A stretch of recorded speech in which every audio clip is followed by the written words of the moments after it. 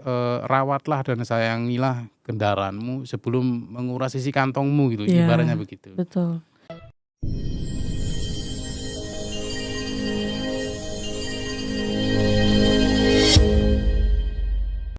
Selamat pagi, sahabat-sahabat podcast Cendrawasih di mana saja berada. Kembali lagi bersama saya Sertukoat Helga Maria yang akan menemani podcast Cendrawasih kali ini. Dan kali ini saya sudah kedatangan narasumber dari Satuan Paldam 17 Cendrawasih. Langsung saja kita sapa. Di sini ada Pak Ur dari Satuan Paldam. Selamat pagi Pak Ur. Selamat pagi, Apa Mbak Helga. kabar Pak Ur? Baik, alhamdulillah baik pagi ini. Alhamdulillah. Pak Ur mungkin bisa memperkenalkan diri secara singkat kepada sahabat-sahabat podcast Cendrawasih, silakan. Baik sahabat podcast Cendrawasih, saya Letu CPL Nurohim. Untuk jabatan definitif saya di Denpal 171 Jayapura sebagai Paurudal Denpal. Kemudian untuk jabatan sehari-hari saya sebagai Kepala Bengkel Lapangan di Denpal 171 Jayapura. Mungkin secara singkat itu saja. Baik. Pak Ur sudah berapa lama ada berdinas di tanah Papua ini? Untuk sekarang berarti 4 tahun jalan ke-5. Jalan 5 tahun. Jalan 5 tahun. Baik. Di Satuan Paldam sendiri Pak Ur itu kan Paldam kan berada di bawah komando Pangdam langsung ini Iya betul. izin. Kami mau tahu tugas pokok Paldam 17 Cendrawasih itu apa saja Pak Ur? Kalau tugas pokok Paldam Cendrawasih sendiri, Paldam memberikan pemeliharaan dan pembekalan di bidang senjata, munisi, teknologi mekanik, optik, kemudian kendaraan beserta kesistemannya guna mendukung tugas pokok Kodam. Tujuan dari pemeliharaan kendaraan itu apa Pak Ur? Tujuan pemeliharaan kendaraan sendiri gunanya agar kendaraan itu selalu siap pakai. Jadi mungkin buat rekan-rekan driver ini penting sekali pemeliharaan kendaraan. Kenapa? Karena kendaraan tersebut kan mendukung tugas kita di lapangan. Seandainya kita tidak memelihara, ya sewaktu-waktu kita butuh akan pakai kendaraan tersebut, kemudian ternyata ada trouble, kita sendiri yang repot. Jadi penting sekali pemeliharaan kendaraan ini. Tadi kan Pak Ur sempat menyampaikan tentang rekan-rekan driver untuk dalam pengemudi atau sebagai driver lah. Nah itu untuk tips untuk rekan-rekan driver itu seperti apa dalam pemeliharaan kendaraan yang mereka kendarain, khususnya kendaraan dinas ya Pak Ur? Iya, jadi kalau dari kami mewanti-wanti kepada para driver, yang pertama itu jangan malas. Jadi kebanyakan driver itu malas. Kenapa malas? Karena cenderung manusia itu malas kalau mengerjakan pekerjaan yang rutin. Jadi mengemudi dianggap rutinitas, kemudian mereka akhirnya malas. Contoh, mereka ngelihat bannya kempes, kurang angin, kadang mereka nanti dulu lah, istirahat dulu. Begitu terdadak kendaraan tersebut mau dipakai, akhirnya bingung, akhirnya dipaksa dipakai, kemudian ketemu lubang atau tanggul yang tadinya hanya perlu menambah angin mungkin gratis atau mungkin bayar di luar mungkin 5.000, akhirnya melewati lubang, kemudian masalahnya tambah banyak, mungkin peleknya rusak, akhirnya biaya mengganti pelek itu lebih besar. Dari yang seharusnya mungkin keluar Rp5.000 bisa jutaan. Siap. Jadi pentingnya membuang rasa malas lah. Jangan menunda-nunda pekerjaan. Seandainya kita lihat kendaraan kita ada masalah seperti ban kempes atau yang lainnya, segera atasi. Intinya jangan malas untuk para driver ini. Nah tadi kan Pak Ur menyampaikan tugas pokok dari Paldam 17 Cendrawasih itu kan ada pembekalan. Nah pembekalan itu dilakukan untuk siapa saja, untuk personel Paldam sendiri kah atau personel di luar Korp CPL Pak Ur izin? Jadi kalau untuk pembekalan kita bukan khusus untuk prajurit Paldam saja, untuk korp-korp yang lain juga, untuk Bekang, semuanya kita lakukan pembekalan. Kita juga ada namanya asistensi teknik, jadi kita rutin ke satuan, kita memberikan pembekalan. Jadi pembekalan bukan hanya masalah kendaraan saja, jadi beserta administrasinya, senjata munisi juga sama. Jadi apabila Contoh satuan kalau misalkan, biasanya kan ada rotasi jabatan seperti bapurir atau balog. Kalau dia tidak memahami masalah, di bidangnya contoh kendaraan, senjata, amunisi itu, hubungi kami saja. Kalau nggak bersurat, nanti kami akan datang ke sana, kami memberikan pembekalan, eee, barangkali mereka belum menguasai di bidang ini, nanti kita, eee, kita berikan, pembekalan. Siap. Nah, kemudian apakah ada pembekalan atau kursus-kursus tersendiri untuk personel Paldam, Paur? Untuk prajurit Paldam sendiri, banyak seperti yang akan dibuka tahun ini, ada Dikta Monranpur Tank. Jadi kita kalau di Pusdikpal itu, ada beberapa komoditi, itu ada kursusnya. Jadi misalkan orang senjata, dia ada kursus Monjatri, Siap. montir senjata ringan, kemudian Monjatrat, montir senjata berat seperti artileri, arhanut begitu. Kemudian untuk kendaraan sendiri, eee, banyak kursusnya, ada montir kendaraan bensin, montir kendaraan diesel, kemudian ada kendaraan tempur juga kan. Kendaraan tempur pun dibagi lagi, ada panser, ada tank. Jadi kalau panser itu kan dia kendaraan tempur beroda ban, kalau tank itu kan beroda rantai. Jadi untuk membedakannya di situ. Nah, sejauh ini apakah ada masyarakat sipil yang datang ini bawa kendaraannya ke bengkel izin Paur? Untuk kalau datang sih tidak ada, cuman kalau semisalkan ada kendaraan sipil dia trouble mungkin di sekitar Waena, kemudian anggota kami mungkin menemui, kadang kami samperin, kami tanya ada kendala apa. Siap. Seandainya kita bisa bantu di tempat, kita bantu. Kalau misalkan membutuhkan alat khusus, mungkin kita tawarkan bahwa masuk saja di dalam ada bengkel, alatnya lebih lengkap. Nah, cuman intinya kita, ingin membantu saja. Jadi namanya kita tentara kan mengatasi kesulitan rakyat sekelilingnya. Kalau misalkan mau dibantu, kita bantu. Nah, kemudian Paur, bengkel di Paldam itu kan ada satu. Kita kan di wilayah jajaran Kodam 17 Cendrawasih ini kan banyak sekali wilayah-wilayah yang sangat jauh dari Kodam. Itu apakah ada bengkel-bengkel yang lain di wilayah-wilayah yang tidak di Jayapura? Ya, jadi untuk diketahui Mbak Helga sendiri, Paldam itu punya unsur pelaksana Oh, siap. seperti Bengrah, bengkel daerah. Ada di Paldam, kemudian dia bertugas, melayani area servisnya ini Balagdam, kemudian Kodam. Kemudian di setiap jajaran Korem itu ada unsur pelaksana Paldam, Denpal. Siap. Nah, Paur, di Jayapura ini kan sudah banyak sekali nih kendaraan-kendaraan roda 4, roda 2. Nah, apa Ya. langkah-langkah yang perlu Paur sampaikan kepada driver atau pengemudi militer di jajaran Kodam 17 Cendrawasih untuk menggunakan kendaraan sebelum bepergian yang jauh? Itu bagaimana tips-tipsnya izin Paur? Baik, untuk tips-tipsnya, tidak semua driver kan, paham sebenarnya untuk sekarang ini. Betul. Karena kebanyakan main comot. Jadi saran saya sebelum kita menggunakan kendaraan, sebelum kita menyentuh kendaraan, kita lihat dulu secara visual.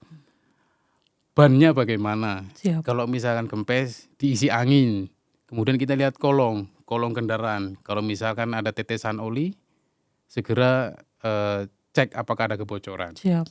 Tapi kalau misalkan ban aman, di kolong aman, tidak ada rembesan oli, kita baru buka kap mesin. Setelah kita buka kap mesin, kemudian kita cek, zat cair yang ada, benda cair yang ada di dalam mobil. Contoh, air radiator.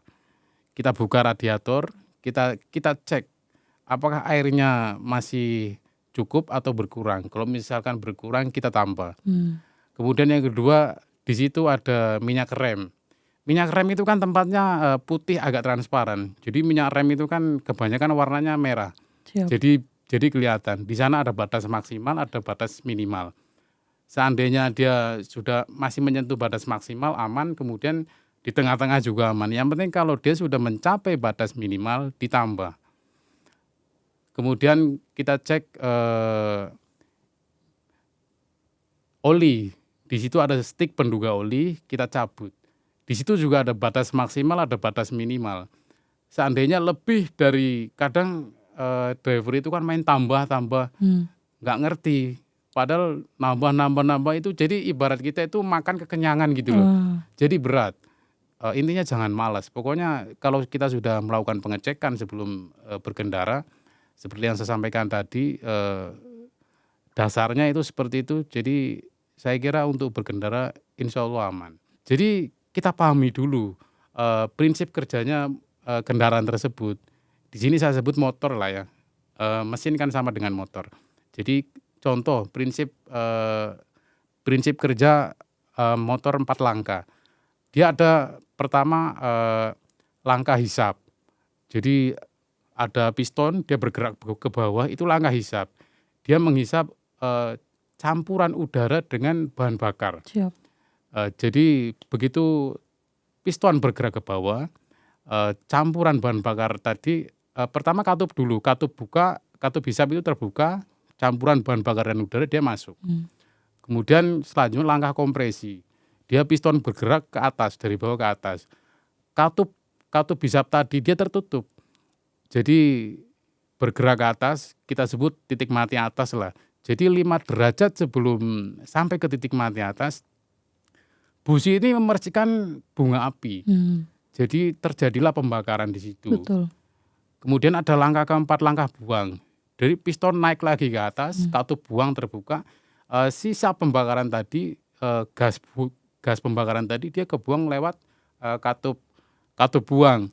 Kemudian itu terjadi terus-menerus selama mesin beroperasi. Di sini pentingnya kita tahu dulu prinsip kerjanya. Untuk yang lain-lain nanti mengikuti apapun jenis kendaraannya. Jadi pentingnya para driver memahami kendaraan-kendaraan ini sekarang kan ada ECU, Electronic Control Unit. Dia itu kayak komputer gitu, dia otaknya kendaraan tersebut. Dia mengatur sistem bahan bakar, nanti semuanya dia yang ngatur, kelistrikan apa semua dia yang ngatur, ECU. Kemudian sekarang juga tidak seperti yang dulu pakai nozzle, sekarang semuanya pakai injektor. Jadi di injektor itu di ujungnya memang ada nozzle. Kadang orang salah kaprah, ini nozzle-nya yang kena, padahal injektor. Kebetulan saya bawa contohnya. Siap. Jadi iya, untuk kendaraan sekarang itu kan menggunakan ini injektor. Lebih ke pipa air. Power. Iya, tapi ini jantungnya. Oh, Tanpa siap. ini ya kendaraan nggak jalan. Siap. Jadi ini injektor. Ini untuk di kendaraan apa, Paur? Di diesel yang sekarang. Mobil. Iya. Oh. Jadi ini sistemnya udah common rail, dia pakai injektor. Ini mahal barang ini. Saya izin pegang, Paur. Sekilas mirip keran air. Iya, seperti keran air. Jadi kalau nozzle ini hanya di ujungnya ini saja. Siap. Jadi Denpal 171 Jayapura kami sudah bisa merekondisi injektor. Jadi Denpal 171 Jayapura kami sudah bisa merekondisi injektor. Saya tidak menjelekkan bahan bakarnya. Jadi kondisi di Papua ini SPBU itu kan terbatas. Siap. Sementara kita ini kalau melakukan perjalanan itu kan dari gunung ke gunung kan. Di sana tidak ada SPBU. Tapi ada pengecer kan yang menggunakan gen-gen. Iya. Kita tidak tahu itu gen bekas apa. Tapi kan kita butuh. Iya. Akhirnya kita beli. Betul. Kita tuang ke tangki tanpa adanya saringan lah segala macam. Akhirnya kotoran ikut masuk juga. Siap. Kemudian kalau diesel itu perawatannya mudah. Jangan sampai kekurangan bahan bakar saja. Kenapa? Ketika bahan bakar itu tinggal sedikit terus kita nggak isi, akhirnya kotoran yang di dalam tangki itu kan teraduk, akhirnya masuk ke filter. Kalau seandainya drivernya males, tidak rutin mengecek filternya, kadang-kadang sampai dari awal penugasan sampai mau pulang nggak pernah ganti filter solar, filter BBM. Siap. Iya, kalau kotorannya tertahan di sana semua, kalau misalkan ada yang lolos masuk ke injektor, pasti kena. Jadi injektor sini kalau ada kotoran yang masuk, dia akan menyumbat lubang-lubang yang ada di nozzle. Ini kalau di ujung ini namanya nozzle. Iya, siap. Begitu dia menyumbat, jadi solar yang masuk ke sini dia tidak bisa disemprotkan karena tersumbat. Iya. Dia akan kembali ke pipa pengembali. Akhirnya mesin pincang. Kemudian kalau dibiarkan terus-menerus, lihat secara visual saja. Kalau misalkan engine itu bergetarnya sudah nggak lazim, nggak seperti biasanya, Siap. kita patut curiga. Kalau bisa hubungi staller terdekat. Tapi kan kadang driver yang penting masih nyala, Yang penting masih bisa jalan, ya Bang. betul. Ini akhirnya apa? Akhirnya yang rugi sendiri. Jadi Denpal 171 Jayapura kami sudah bisa merekondisi injektor. Betul. Ya, jadi kalau ada kendala seperti itu untuk mungkin apalagi terutama kami kan pegang Satgas Pamtas di Siap. sektor utara. Jadi kalau bisa segera dibawa ke Denpal saja karena alat kami sekarang sudah lengkap. Akhir tahun kemarin kami dapat dukungan dari Puspalat. Siap. Alat-alatnya, tes ben semua serba komputer. Jadi awalnya kita konvensional manual pakai injektor tester. Jadi kalau misalkan injektor ini hanya sekedar mampet itu belum tentu rusak. Siap. Mungkin hanya tersumbat kotoran. Siap. Jadi dibawa ke bengkel kita, mungkin nanti kita bongkar, kita bersihkan. Ada pada injektor. Itu di scan-nya tuh scan apa, Paur? Scan langsung ke mobilnya kah Ya, di atau mobilnya. bagaimana? Jadi dia seperti tape. Nanti ada dicolok, ada tempat buat colokannya di bawah di dekat pedal. Iya. Tapi kita pakainya wireless. Jadi seperti tape handphone, tablet itu. Itu untuk mobil-mobil keluaran terbaru kah atau? Semua ada di situ. Oh. Semua merek, semua tahun. Di Iya. situ ada kategorinya. Kita pilih aja. Oh. Tinggal iya. Jadi Ada nanti alatnya berarti ini, ada Pak? di Oke. tempat kami ada dukungan banyak. Hmm. Jadi nanti di situ terbaca kendala di engine itu apa. Misalkan injektor kan ada 4. Iya. Nanti di situ terbaca injektor nomor 1 dan 2 misalkan yang rusak. Kalau bengkel yang bener kan kita bongkar dulu Pak ya. Iya. Kita bongkar dulu Bu Dicek ya. dulu Iya. ya. Iya. Karena memang terbaca di situ rusak, tapi bukan berarti rusak. Kalau misalkan dibongkar kemudian dicek dulu, kalau hanya mampet, saya pikir dibersihkan saja sudah lancar kembali. Dengan syarat kalau misalkan kita servis injektor, itu mutlak kita harus turun tangki. Kenapa? Karena di tangki kalau injektor sudah kena, Turun tangki itu maksudnya gimana, tangki Paur? bahan bakar. Oh.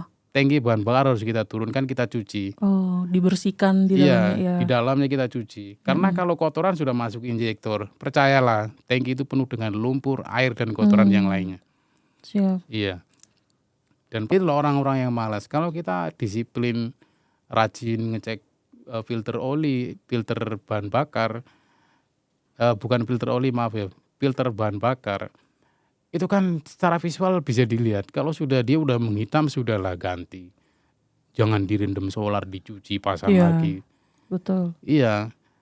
Murah kok cuma 80.000. Siap. Jangan gara-gara uang 80.000 kemudian akhirnya kita keluar uang hampir 20 juta. Iya. Jadi akibat kemalasan kita. Jadi rawatlah dan sayangilah kendaraanmu sebelum menguras isi kantongmu gitu. Iya. Ibaratnya begitu. Betul. Iya. Nah, Paur, saya penasaran dengan alat yang tadi bisa otomatis cek langsung ke mobil, itu namanya apa? Scanner, alat scanner. Iya, dia untuk mendiagnosa kerusakan pada kendaraan. Seperti kita sedang ke rumah sakit terus Iya, periksa betul. kesehatan lengkap kayak begitu ya ternyata. Kalau itu kan dokter. Kalau Iya, ini kalau ini bengkel, komputer, ya, komputer. enggak. Komputer yang berbicara bukan Persamaannya mekanik. izin Iya, Paur. Jadi tapi kita jangan percaya 100% juga. Iya. Karena seperti yang saya sampaikan tadi, di alat scanner terdiagnosa kerusakan injektor nomor 1 dan 2 misalkan. Siap. Tapi kan ya memang terbaca di situ dia rusak, mungkin dia tidak bisa mengkabutkan bahan bakar segala macam. Cuman kan ada langkah berikutnya, kita bongkar, kita tes dengan alat manual. Siap. Kalau hanya sekedar mampet, biasanya kalau mampet itu bagian nozzle ini kering. Karena sudah terlalu lama kotoran ngendap di situ. Iya, betul.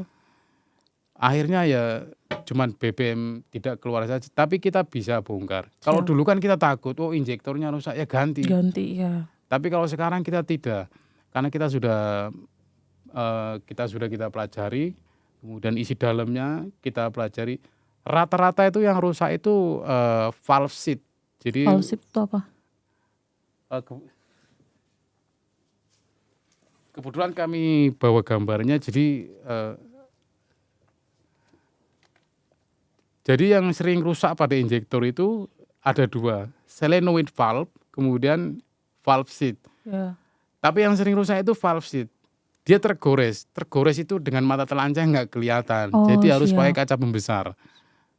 Iya, disitulah kejelian seorang mekanik itu diuji di situ, Betul iya. betul. Jadi ini yang bentuknya seperti bunga, ada 3 kelopak, kemudian ada tangkainya. Ini di dalam ini dia letaknya di atasnya valve seat ini. Jadi dia naik turun airnya kegores. Mhm. Jadi yang sering rusak ini. Tapi kalau sekedar hanya mampet, ini kemungkinan kerak ini ngumpul di sini, di nozzle. Jadi dia menyumbat lobang Mhm. untuk keluarnya bahan Siap. bakar. Jadi kalau sekedar mampet, saya pikir ya pentingnya kita belajar, saya pikir nggak ada kerusakan, hanya kotor. Siap. Jadi nanti kita bersihkan, cukup disemprot dengan karbu cleaner itu akan rontok. Siap. Tapi kembali lagi, kalau memang didiagnosa ada kerusakan injektor misalkan, ditungguin saja dari mulai mereka bongkar, kemudian Betul. mereka tes dengan alat yang manual, injektor tester itu. Kalau memang hanya sekedar mampet, ya alangkah baiknya minta kepada si bengkel tersebut, coba aja dicuci dulu, jangan Betul. langsung main ganti. Apalagi kalau ganti antero injektor seperti ini, satu injektor 4.600.000, belum ongkosnya. Itu akan menguras isi dompet. Betul. Dan tidak semua bengkel bisa rekondisi injektor. Makanya di tahun 2021 setelah kami berhasil merekondisi injektor ini, kami buat video. Jadi dari cara bongkarnya, kemudian analisa, kemudian pemasangan lagi injektor, sampai dicoba, sampai dipasangkan ke kendaraan lagi, kami bikin video dan Siap. kami distribusikan kepada seluruh jajaran Paldam di seluruh Indonesia. Wah, terus? Jadi akhirnya nggak lama dari Ambon, dari mana ngirim injektor ke kita. Siap. Jadi kita rekondisi, kita tes di kendaraan. Ya memang capek sih, Iya. tapi ya inilah dedikasi dari rekan-rekan kami di Denpal. Jadi dari Ambon sampai sekarang juga ada dari Merauke. Siap. Dari Merauke ngirim injektor ke kami, direkondisi. Kemudian nanti setelah jadi kita uji coba aman, kita kirim lagi. Jadi kalau dulu itu kan kita masih manual, kita tes dengan injektor tester, oh sudah bagus Siap. semprotannya. Sekarang enggak, kita sudah ada alat tes band. Jadi dia ada komputer. Jadi nanti komputer yang baca. Iya. Jadi dari komputer kalau misalkan sudah centang hijau semua, sudah bagus, baru kita siap kirim. Siap. Cuman dari montir-montir kami tidak 100% percaya dengan komputer. Oh, Walaupun iya. komputer sudah terbaca bagus, Siap. kita tetap coba dulu di kendaraan. Betul. Jadi memang menguras energi. Jadi ada kendaraan yang memang sudah jalan nggak ada masalah, kita bongkar pakai injektor yang baru kita rekondisi tadi. Kemudian kita rakit, kalau memang sudah memang bagus kita yakin, baru kita kirim. Ya itulah di Denpal 171 Jayapura kita sudah bisa merekondisi injektor. Jadi kalau misalkan ada kawan-kawan yang belum tahu, bisa datang langsung atau nanti kontak ke teknisi kami, ada Koptu Anwar, itu ahlinya injektor sudah. Siap. Jadi dari nozzle-nya truk ke injektor Triton, Hilux, dia sudah menguasai dan sudah mumpuni. Luar biasa. Luar biasa, walaupun seorang Koptu tapi dia Mampu. montir handal dia. Siap. Dan kemarin ketika ada alat peningkatan bengkel yang datang juga semua serba komputerisasi. Gak butuh waktu lama dia langsung menguasai juga. Karena ya itu tadi, kalau kita sudah paham, sudah tahu basicnya. Kemudian untuk di personil dari di bengkel sendiri tuh apakah ada yang berprestasi Power seperti prestasi dalam dunia olahraga kah? Atau otomotif kah? Ya kalau prestasi sendiri ya mungkin saya seperti Koptu Anwar ini itu udah bisa disebut prestasi. Betul. Karena satu-satunya Stalhar yang bisa rekondisi injektor seluruh Indonesia ini ya, jajaran Paldam seluruh Indonesia, itu hanya Denpal 17.1 Jayapura. Luar biasa. Makanya waktu 2021 video yang kami buat itu sempat di-upload oleh Kemhan. Wah. Iya, di Facebook Kemhan. Jadi Mantap. iya, 2021 itu. Dan video itu sudah kami distribusi ke seluruh jajaran Paldam, Betul. seluruh Paldam Indonesia. Dan kayaknya sampai saat ini kami belum dengar ada Paldam lagi yang selain Paldam 17 Cendrawasih yang bisa rekognisi injektor. Siap. Mungkin karena di sini rata-rata triton mungkin, jadi makanya kita berusaha untuk meminimalisir pengeluaran lah. Siap. Bisa dibandingkan kalau dari segi harga saja 4.600.000. Siap. Kalau misalkan hanya ganti valve seat cuma 400, kan itu sangat signifikan sekali perbedaannya. Nah, Paur, tadi kan kita sudah berbincang-bincang terlalu banyak sekali tentang Iya. alat-alat yang sudah Paur tunjukkan ke Iya. kami. Ya, betul. Nah, sekarang saya mau menanyakan pesan dari Paur untuk driver dalam mengendarai mobil. Pesannya Paur apa? Kalau pesan kami untuk para driver, yang pertama intinya jangan malas. Jangan malas driver. Jangan ya. malas pokoknya. Seperti yang saya sampaikan di awal tadi. Siap. Kalau ngelihat ban kempes ya dipompa lah. Jangan Siap. menunda-nunda pekerjaan. Kenapa? Karena kendaraan tersebut itu kan menunjang pekerjaan kita. Siap. Jangan sampai hanya karena rasa malas kita, gara-gara kemalasan kita, itu menguras isi kantong kita Iya, gitu loh. betul. Intinya itu saja sih, jangan malas. Kalau tipsnya kan tadi sudah saya sampaikan secara visual saja. Kalau ngelihat ban, kalau misalnya kempes pompa, kemudian kita cek kolongnya, kalau memang ada rembesan oli, segera komunikasikan ke montir di Stalhar. Betul. Intinya jangan malas saja. Baik, Paur, kita sudah berbincang-bincang tadi cukup lumayan lama tentang peralatan di jajaran Kodam 17 Cendrawasih, dan untuk ini lebih ke ini sih, ke penekanan untuk para driver. Jadi Iya, driver betul. mohon jangan malas dalam mengendarai kendaraan. Langkah-langkah untuk pengemudi itu harap diperhatikan lebih baik lagi. Iya, karena malas kan awalnya saja malas. Siap. Berujung pada kelalaian. Betul sekali. Baik, mohon izin Paur, saya ucapkan terima kasih Ya, banyak sama-sama. sudah hadir di program podcast Cendrawasih. Terima kasih untuk waktunya. Sama-sama. Baik, saya Sertukuat Helga Maria Uda mohon izin pamit undur diri dari program podcast Cendrawasih dan sampai jumpa lagi.